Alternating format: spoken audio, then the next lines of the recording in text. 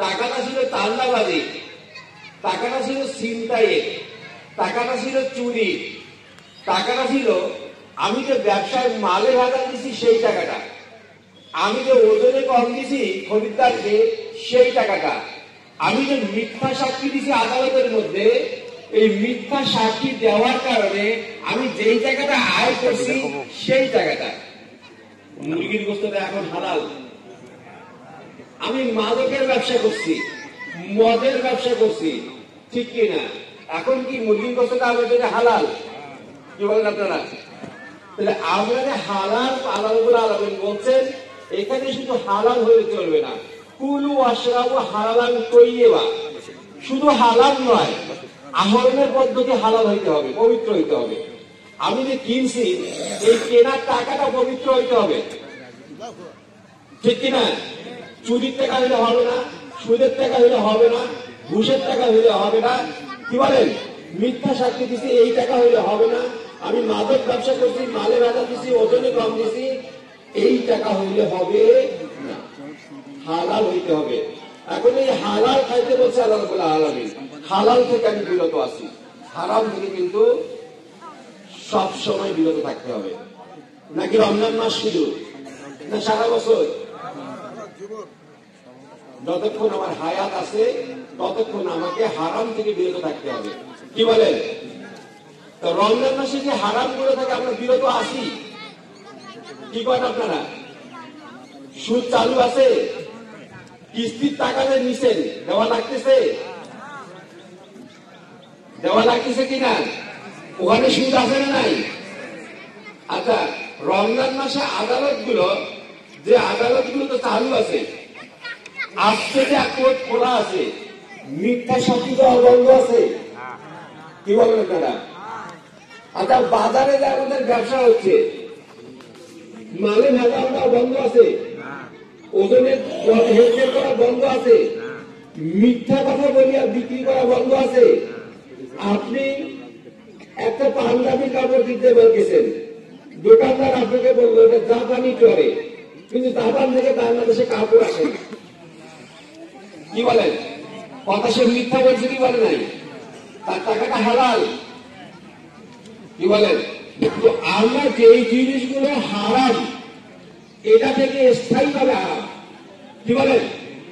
আর আমরা রমজান মাসে যে হারাম আমাদের ঘোষণা করা হয়েছে, এটা হালাল বস্তুতে ঘোষণা করা হয়েছে হারাম, ঠিক কিনা?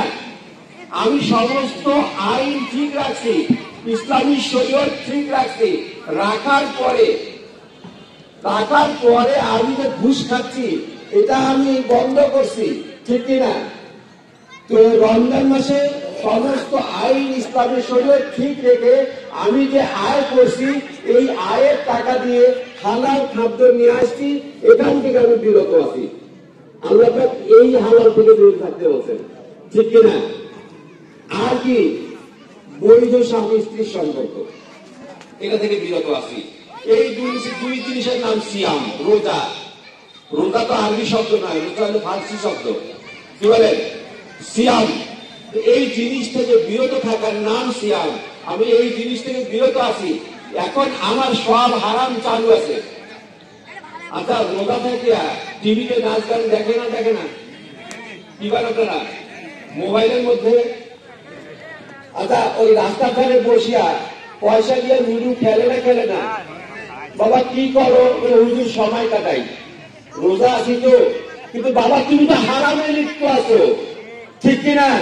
তুমি যে পয়সা দিয়ে জুয়া খেলতেছো, আল্লাহ রাব্বুল আলামিন এটা প্রথমেই হারাম ঘোষণা করছেন, ইন্নামাল খামরু ওয়াল মাইসির ওয়া আনসাবুল আযমু বিসমিন মিন আমালিশ শয়তান। খামর মানে মদ, তারপর জুয়া, সব কিছু আল্লাহ পাক হারাম ঘোষণা করছে। তুমি হারামে লিপ্ত আছো, নাচ গান দেখতেছো, তা চোখের রোজা শেষ, ঠিক কিনা? মিথ্যা সাক্ষী দিচ্ছ, মিথ্যা কথা বলতেছো, তো জিহ্বার রোজা শেষ, ঠিক কিনা? আমি মালে ভেজাল দিচ্ছি, ওজনে কম দিচ্ছি, আমার আয়ের রোজা শেষ। আমি হারাম খাইলে আমার রোজা হবে, ঠিক কিনা? তো আমি হারাম যখন গ্রহণ করবো তখন আমার রোজা হবে না, আমার এই উপবাস থাকার কোন মানে নাই।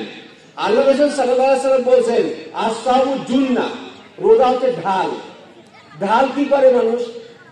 ঢাল দিয়ে মানুষ যুদ্ধক্ষেত্রে নিজের জীবনকে বাঁচায়, ঠিক কিনা? তীর থেকে বাঁচায়, তলোয়ার থেকে বাঁচায়, বর্ষার আঘাত থেকে বাঁচায়। আর জুন্না সিয়ামকে বলা হচ্ছে সিয়াম আপনাকে কি করে রাখতে হবে? আপনাকে আল্লাহ পাকের আযাব এবং গজব থেকে বাঁচাবে। তো কিন্তু আমি যদি এটাকে নষ্ট না করি, বাকি যে হারাম কাজ আছে এই হারাম কাজের মধ্যে যদি আমি লিপ্ত না হই, তাহলে এই সিয়াম আমাকে আল্লাহ পাকের আযাব এবং গজব থেকে রক্ষা করবে, ঠিক কিনা? কি বলেন?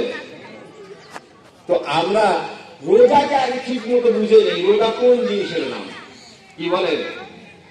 আমি হারাম থেকে লিপ্ত থাকলাম, নাচ গান দেখলাম, সমস্ত হারাম কাজ চালু রাখলাম, ঠিক কিনা? সমস্ত হারাম কাজ চালু